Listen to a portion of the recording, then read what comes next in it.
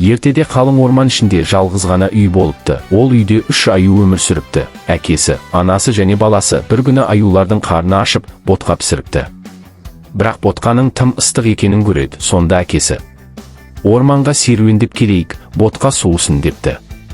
Олар таза ауаға серуенге шығып кетеді. Сол сәтте орманның басқа шетінен бір кішкентай қыз келе жатыр екен. Ол сүйкімді үйді көріп, жақындайды. Есікті қақса, ешкім ашпайды. Қыз даусын шығарып шақырады, бірақ ешкім жоқ. Содан кейін кішкентай қыз рұқсатсыз үйге кіріп кетеді. Кірген бетте үстел үстіндегі дайын ботқаларды көреді. Қарны ашып тұрған қыз отыра қалып, 3 түрлі ботқадан дәм татады. Біріншісі әкесінің ботқасы. Ол тым суық екен. Қыз екінші ыдыстағы ботқаны жеп көреді.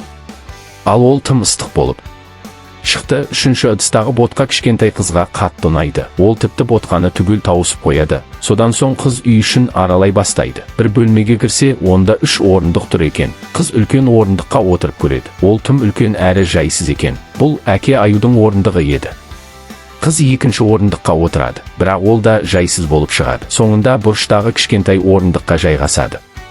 Үшінші орындық қызға қатты ұнайды, бірақ ол теңселіп отырып, орындығын сындырып алады. Қыз еш мән берместен келесі бөлмеге кіреді. Онда 3 бірдей төсек тұр екен. Ұйқысы келген қыз бірінші төсекке жатады. Бірақ ол тым қатты, сөйтіп екінші төсекке ауысады. Бірақ ол тым жұмсақ әрі жайсыз болып шығады. Ақырында үшінші, ең кішкентай төсекке жатады. Ол өте жайлы екен.